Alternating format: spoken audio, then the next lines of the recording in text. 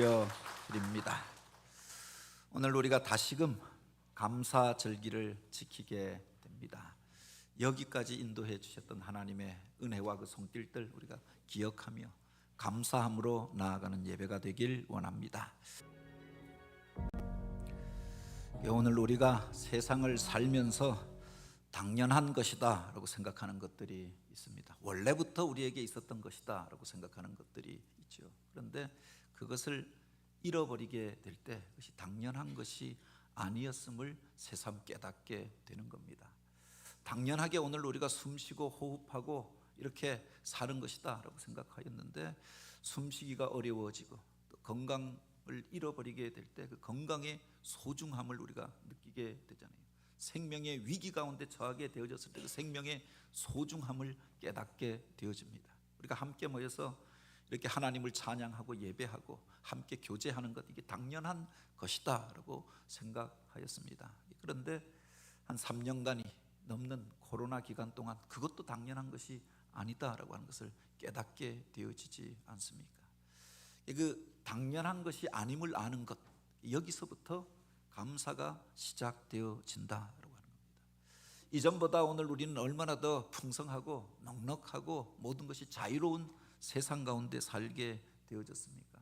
이 경제소득이 과거에 우리 할아버지 세대 또는 아버지들의 세대보다 100배가 넘도록 그렇게 소득이 많게 되어졌다라고 이야기합니다. 과거에 생각하지도 못한 것들을 먹고 마시고 누리면서 살고 있잖아요. 그런데 점점 사람들의 삶은 각박하여져 가고 메말라 가고 있는 것들을 보게 되어집니다. 이것을 당연한 것처럼 생각하고 자기의 권리라고 생각하는 것 아닙니까? 교회에서 때때로 행사를 할 때마다 그렇게 걱정하게 되는 것들이 있습니다. 사람들이 이것으로 인하여 민원이 들어오면 어떻게 할까? 세상 사람들을 위하여 교회에서 예산을 준비하고 또 좋은 것들을 준비하여서 아름다운 찬양과 노래를 같이 나누길 원합니다. 그런데 이것을 오히려 소음으로 듣고 민원을 넣는 사람들이 있잖아요. 교회에서 새로 지어진 교육관의 한쪽에 누수가 되어져서 그것을 막는 공사를 합니다. 그러면서도 걱정을 하는 겁니다. 민원이 들어오면 어떻게 하나? 이것 때문에 사람들이 또 교회를 향하여서 불평과 불만이 터져 나오면 어떻게 하나? 그래서 공사하는 분들도 조심스럽게 공사를 하게 되는 겁니다. 이게 자기의 권리에 대하여서 사람들이 생각합니다. 원래부터 내가 있었고, 그리고 모든 것들은 내가 가지고 있는 권리에 대하여서 충성해야 하는 것처럼 생각합니다. 그런데 다른 사람을 배려하지 않는 겁니다. 그리고 서로를 향하여 조그만 불편함이 느껴져도 불평하고 원망하고 고발하고 그것으로 인하여 쟁투하는 시대가 되어지지 않았느냐라고 합니다. 내가 원하는 것 조금만 막혀져도 견디지 못하고 그것 때문에 불같이 화를 내든지 아니면 낙심에 빠지고 절망에 빠져서 인생을 포기하는 이들도 있습니다. 그것을 당연한 것이다 라고 생각하였기 때문이 아니냐라고 합니다. 오늘 한국 사회가 초갈등 사회로 치달아가고 있다라고 이야기합니다. 타협할 줄 모르고 양보할 줄 모르고 자기 주장이 전부라고 생각하고 그 모든 것들이 자기의 권리라고 이야기합니다. 누구도 여기에 대해서 조절할 권위와 또 그런 힘을 가지고 있지 아니하니까 갈등이 증폭되어지는 시대에 우리가 살아가고 있지 않습니까? 이전보다 훨씬 넉넉하고 모든 것들이 풍성하고 그렇게 극도의 자유를 누리고 있는데 감사하지 못하는 우리 세대의 모습들을 우리가 발견하게 되어지지 않느냐라고 하는 겁니다. 수도원과 감옥의 차이에 대하여 같은 점과 다른 점에 대하여 이야기들을 합니다. 겉으로 보기엔 비슷하게 생겼습니다. 회색빛 건물 안에 여러 사람들이 함께 모여서 공동 생활을 합니다. 거친 식사와 험한 잠자리도 아마 비슷한 요소가 될 것입니다. 공동 생활을 하기 위하여 엄격한 규율이 있고 질서를 지켜야만 합니다. 외부 사회와 그렇게 단절된 곳에서 그들이 공동 생활을 하게 되지 않습니까? 이게 다 비슷한 모습이죠. 요 사이는 오히려 감옥이 수도원보다 음식도 더 좋고 또 그리고 잠자리도 더 편해졌다라고 이야기합니다. 그런데 수도원 안에 거하는 사람들은 그 속에서 바로 천국을 경험하면서 그렇게 하나님을 찬송하며 그곳에 머물러서 스스로 그곳에 들어가서 이 불편한 음식을 자처하고 공동생활 가운데 함께 하시는 하나님의 은혜와 하나님의 임재하심을 경험하고 찬송합니다. 그런데 어떤 사람들은 감옥 안에서 그것을 지옥으로 느끼면서 살아가더라. 꼭 감옥에 갇혀서 지옥을 느끼는 것이 아니라 풍성한 중에도 넉넉한 중에도 그 넓은 집에서 살면서 자기가 사는 그 집을 감옥처럼 느끼며 사는 이들이 있잖아요. 그래서 불평과 원망을 쌓아가고 세상을 향한 증오를 쌓아가며 사는 이들이 얼마나 많이 있느냐. 스스로 지옥 안에 갇혀서 세상을 지옥으로 만드는 이들도 있잖아요. 그 마음 안에서부터 자기 자신을 볶으면서 바로 지옥 같은 삶을 만들어내는 겁니다. 자기와 관계된 사람들을 지옥처럼 만들어가면서 서로를 향하여 미워하고 증오하고 분노와 갈등을 만들어가는 이들도 있지요. 그와 만나는 사람들이 바로 그를 통해서 지옥을 경험하게 하는 이들도 있더라라고 하는 겁니다. 물질이 많아서 그들이 행복한 것이 아니라 그 마음속에 무엇이 담겨져 있느냐에 따라서 그의 삶이 달라지게 되어지는데, 그 차이가 어디서부터 비롯되느냐? 감사로부터 비롯된다라고 이야기하지요. 작은 떡, 메마른 떡 하나에도 감사하는 사람들이 있습니다. 그렇게 오늘 우리에게 평안히 잠잘 수 있는 건강을 주신 것으로 인하여 감사합니다. 매일 공급되어지는 물 한 방울로 인하여서 감사합니다. 그 호흡으로 인하여 감사합니다. 범사에 감사함으로 이 땅을 천국으로 경험하면서 사는 사람들이 있더라. 많은 것들을 가졌지만 그 속에서 그것을 누리지 못하고 지옥과도 같은 삶을 살아가는, 감사하지 못하고 누리지 못하는 이들이 또 얼마나 많이 있느냐라고 합니다. 이 아름다운 계절에 오늘 우리가 감사함을 배우고 그 속에서 천국을 경험하며 살아가는 우리 모두가 되기를 원합니다. 우리가 주일 예배 시간에 골로새서 말씀을 다시금 읽기를 원하는데요, 지난주에도 소개했던 것처럼 이 골로새서는 사도 바울이 로마의 감옥에 갇혀서 썼던 옥중 서신입니다. 이 감옥에 갇혀서 억울하게 유대인들에게, 동족들에게 고발함을 당하여서 재판을 받고 매를 맞고, 그래서 로마까지 압송되어져 와서 그 감옥에 갇혀서 그가 3년 가까이 머물러 살게 되어집니다. 모든 것들이 다 막혀진 것, 외부와 차단되어진 곳이 바로 감옥이 아닙니까? 자유롭게 원하는 곳에 갈 수가 없고, 내가 원하는 사람들 만날 수 없고, 원하는 일들을 행할 수 없는 것, 그 갇혀진 공간 안에서 자유를 잃어버린 채 매여서 살아가는 곳이 감옥입니다.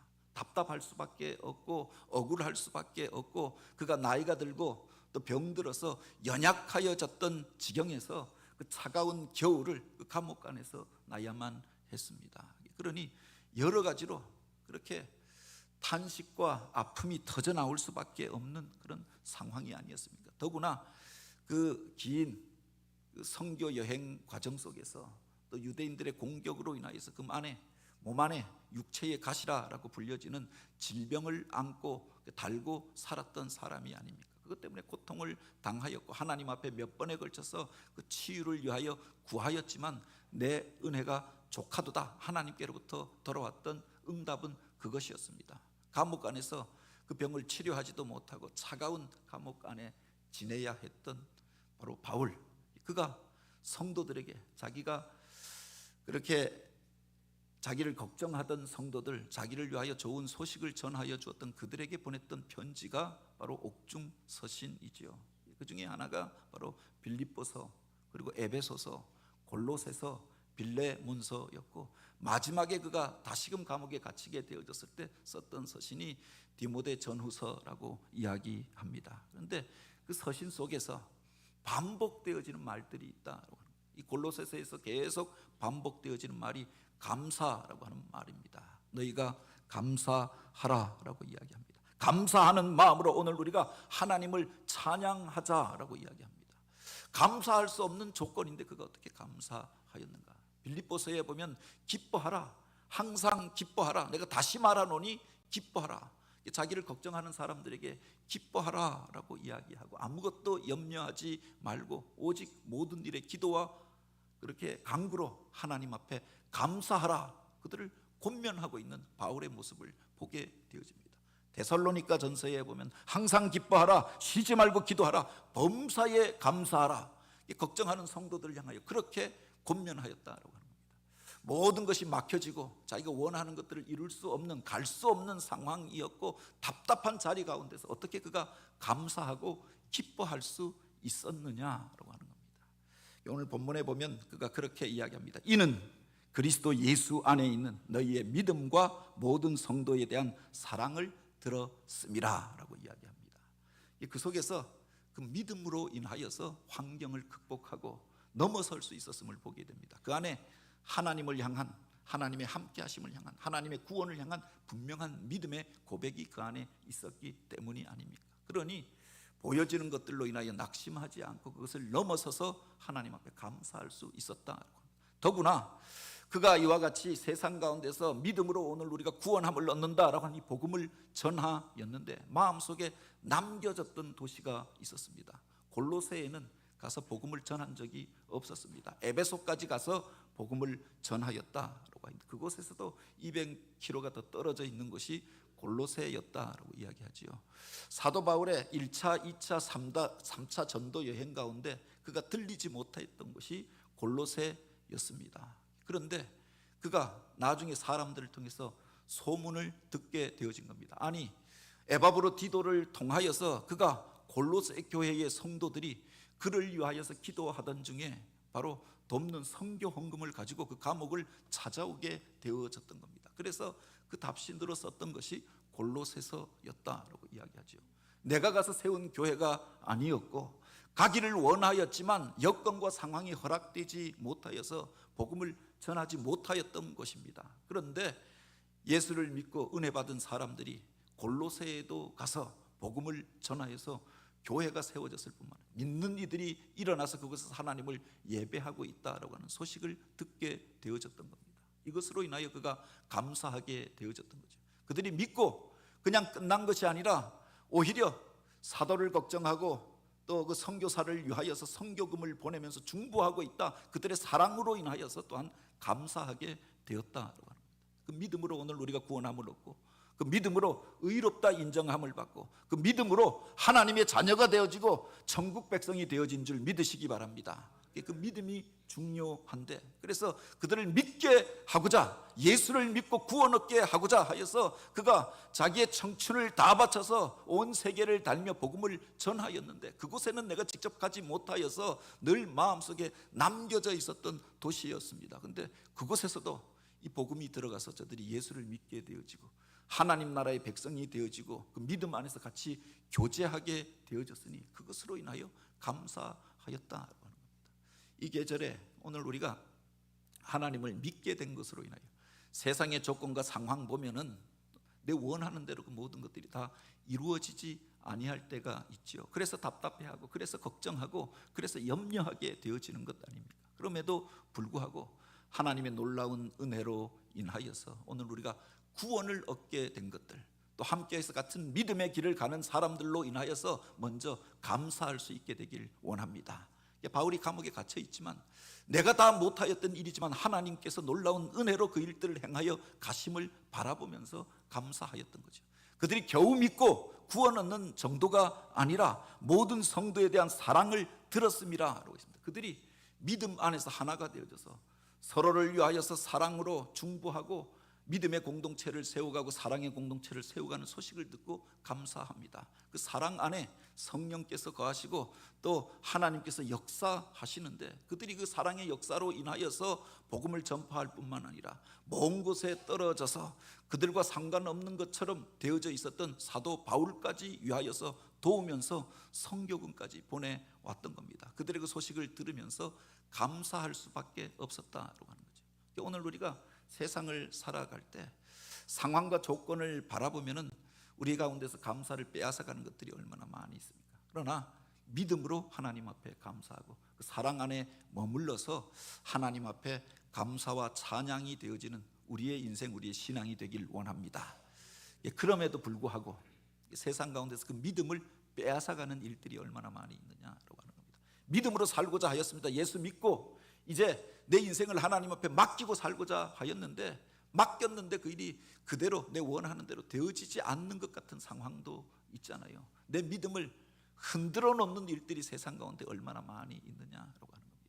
불신의 사람들이 이런저런 말로 오늘 우리에게 속삭여서 내 믿음이 헛것인 양 말하는 경우도 있습니다. 믿음 때문에 손해보고 예수 믿는 것 때문에 세상 가운데서 이와 같이 그렇게 차별당하고 조롱당할 때도 있지요. 오늘 우리 가운데서 사랑의 마음을 품고 행하였습니다. 이제 믿음 가운데서 주님이 우리에게 명령하여 주신 대로 내가 사랑으로 행하고 사랑으로 섬기며 사랑으로 그렇게 살아가리라 라고 하였는데, 그 사랑을 빼앗아가는 일들이 얼마나 많이 있느냐. 나는 그를 위하여서 선을 행하였지만 그는 나를 위하여서 그렇게 좋은 것들로 주는 것이 아니라 오히려 오늘 우리를 오해하고 함부로 판단하고 상처를 줄 때가 또 얼마나 많이 있습니까? 내 안에 그 사랑의 마음을 깨뜨리고 무너뜨리는 일들은 또 얼마나 많이 있느냐라고 합니다. 바로 오늘 우리를 이와 같이 믿음 가운데서 떠나게 하는 일들, 사랑을 빼앗아가는 그 요소들과 환경으로 가득한 세상 속에서 어떻게 믿음을 지키고 사랑을 지키고 여전히 하나님 앞에 우리가 감사할 수 있느냐라고 하는 겁니다. 여기에 보면 5절에 바울은 이렇게 이야기합니다. 너희를 위하여 하늘에 쌓아둔 소망으로 말미암음이니 이는 너희가 전에 복음 진리의 말씀을 들은 것이라 라고 하였습니다. 보다 중요한 것들이 이 믿음과 또한 소망과 사랑은 항상 있을 것인데 라고 하였는데, 우리들 가운데서 그 믿음을 흔들고 사랑을 빼앗아가는 일들 가운데서도 오늘 우리를 다시금 일으키는 것이 있다라고 하는 겁니다. 그게 바로 소망이라고 하는 거죠. 하늘에 쌓아둔 소망으로 말미암음이니 라고 하였습니다.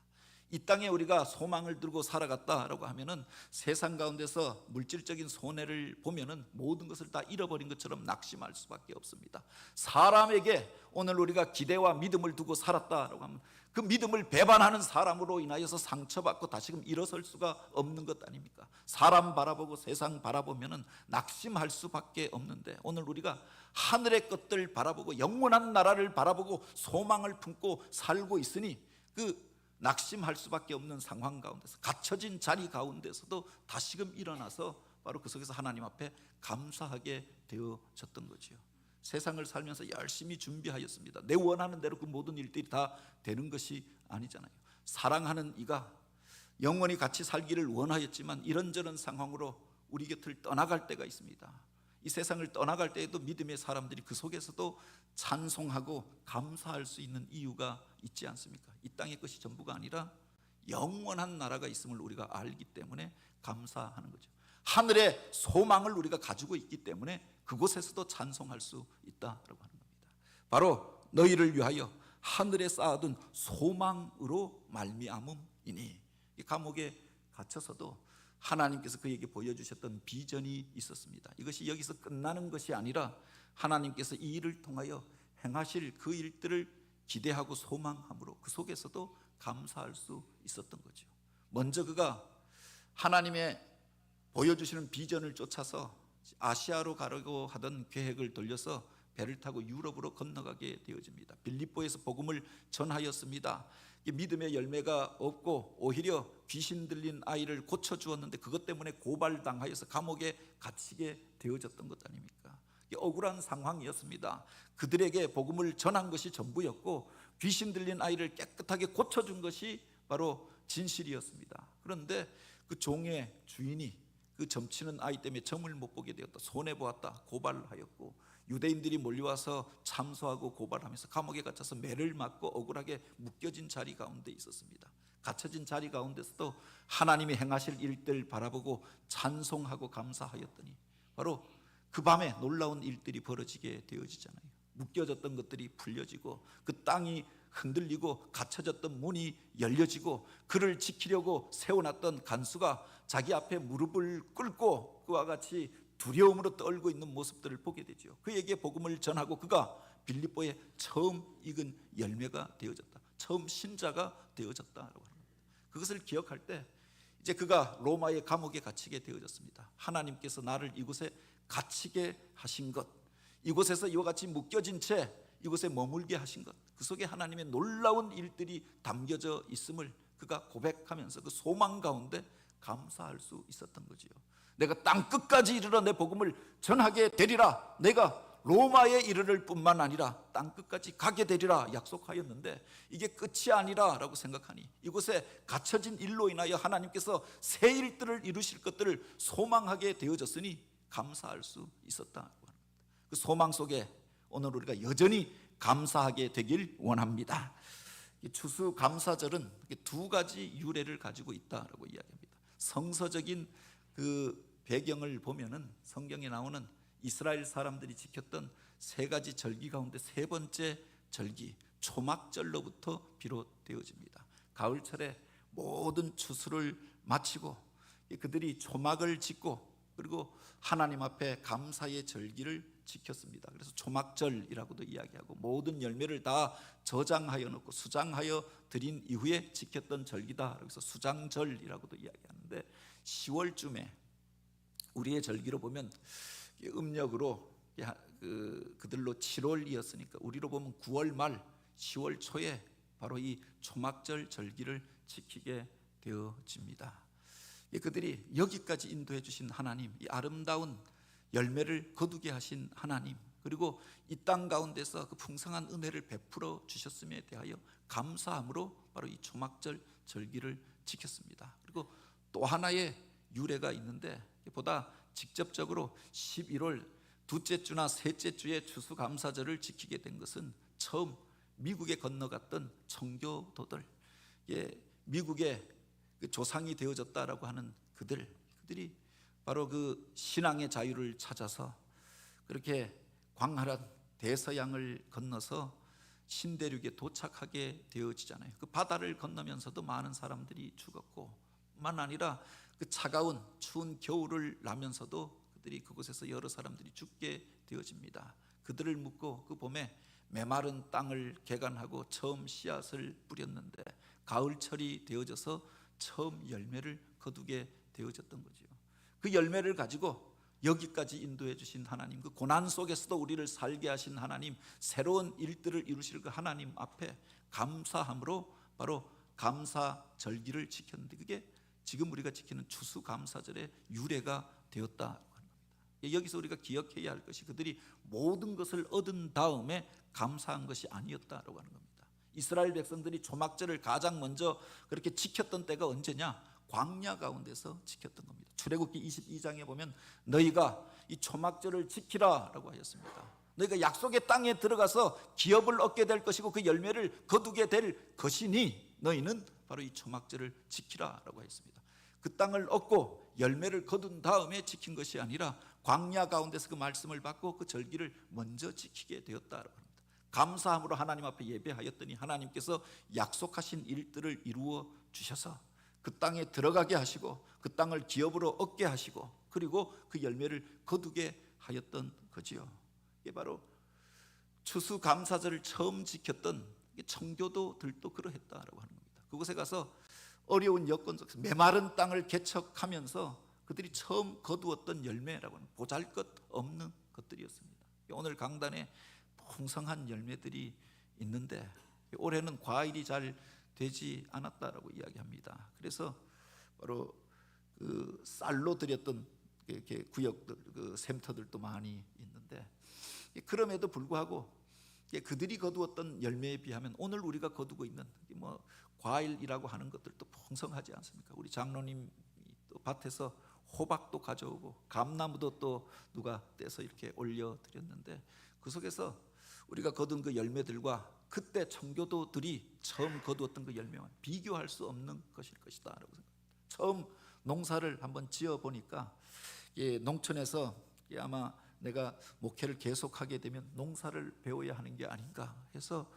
아버지가 남겨놓은 작은 텃밭에서 한번 농사를 지어봤습니다. 2년 3년 지어보았는데 제대로 된 열매가 맺히지 않는 겁니다. 남들 짓는 대로 흉내내서 봄에 그곳에다가 감자도 심어보고 옥수수도 심어보고 고구마도 심어보았는데 교인들이 무슨 가을철이 되어서 그 처음 추수한 것이라고 가져온 것들을 보면은 감자나 고구마가 다 이만한데 제가 심었던 곳에는 이렇게 뭐 감자도 요만하고 찌글찌글하고 고구마도 먹을 수 없는 것들 같은 것만 나는 겁니다.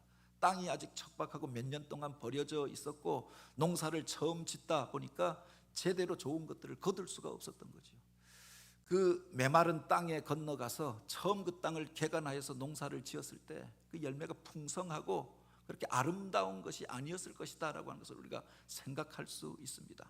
그럼에도 불구하고 그 열매를 주신 하나님, 그곳에서 처음 소출을 거두게 하신 하나님, 그 땅을 그들에게 기업으로 주시고 그 땅 가운데서 베푸실 은혜를 바라보면서 그 소망 속에서 그들이 먼저 감사했다라고 합니다.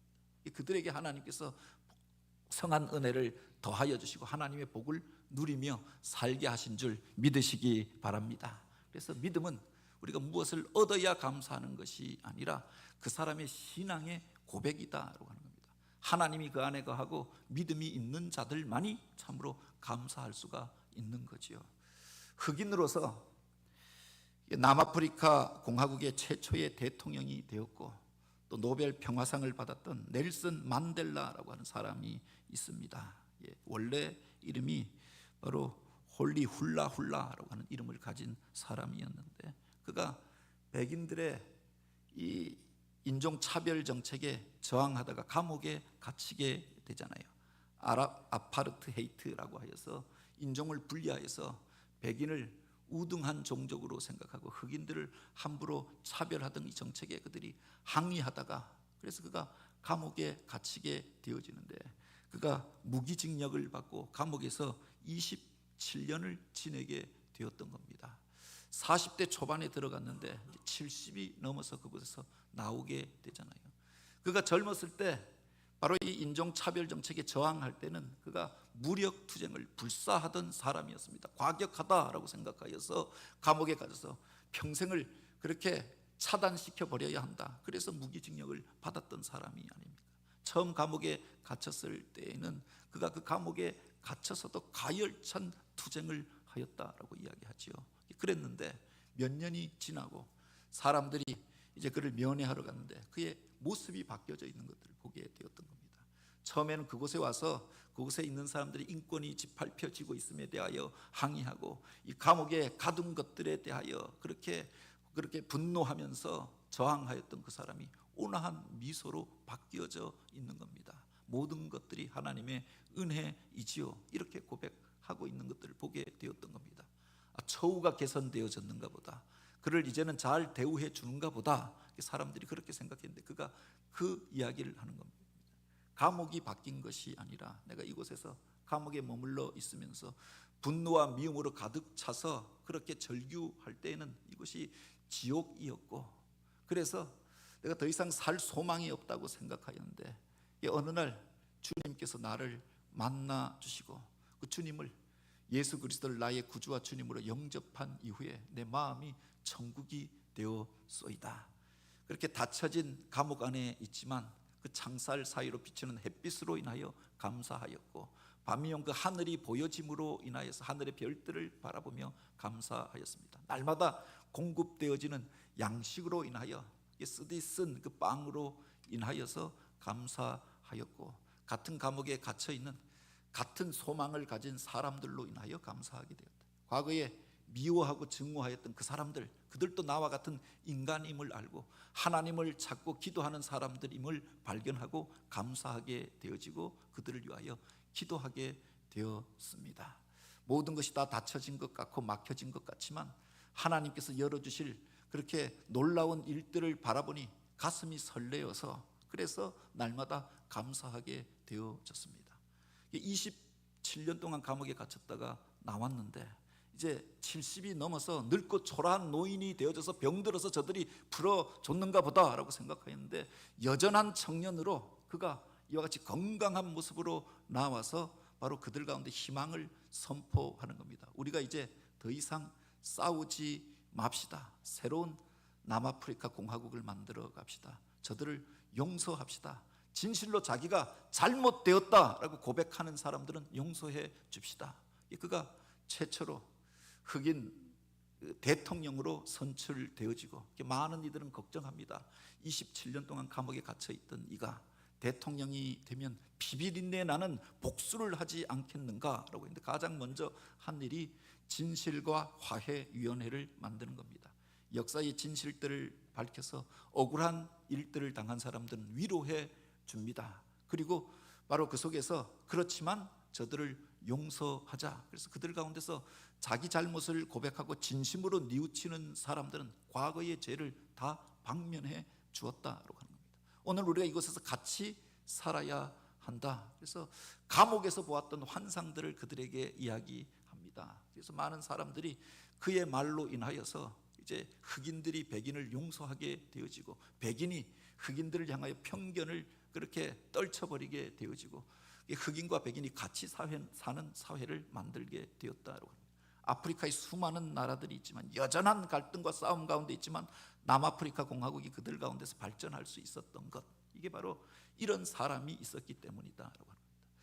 예수 그리스도를 만나는 사건이 있었습니다. 이제 그 모든 것들을 감사로 고백하게 되어집니다. 그러니 그 마음속에 천국이 임함을 경험하게 되어지고 그가 만나는 사람들 가운데 이 천국의 복음을 전하는 자가 되어지니 그가 머무는 곳이 바로 천국이 되어져 갔다라고 하는 겁니다. 오늘 우리는 어떤 모습으로 살아가고 있습니까? 하나님이 주셨던 아름다운 것들, 그것을 우리가 기억하면서 당연한 것들로 우리가 생각하고, 그리고 나의 권리를 주장하는 자가 아니라 그 당연한 것들 속에 담겨져 있는 하나님의 섭리와 은혜를 기억하며 감사하는 자, 많은 이들의 수고와 사랑 가운데 오늘 우리가 살아가고 있음을 기억하면서 그 사랑에 감사하고 서로를 축복하는 자, 감사함으로 하나님이 기뻐하는 그 아름다운 세상을 만들어가는 저와 여러분이 되길 원합니다. 오늘 우리들 까닭에 하나님의 영광이 나타나고 이 세상이 아름다워지고 그것으로 인하여 세상 가운데서 지옥과도 같은 삶을 살던 이들이 이제 천국을 경험하고 하나님을 만나는 사건들이 우리들 가운데 있어지게 되길 주님의 이름으로 축원드립니다.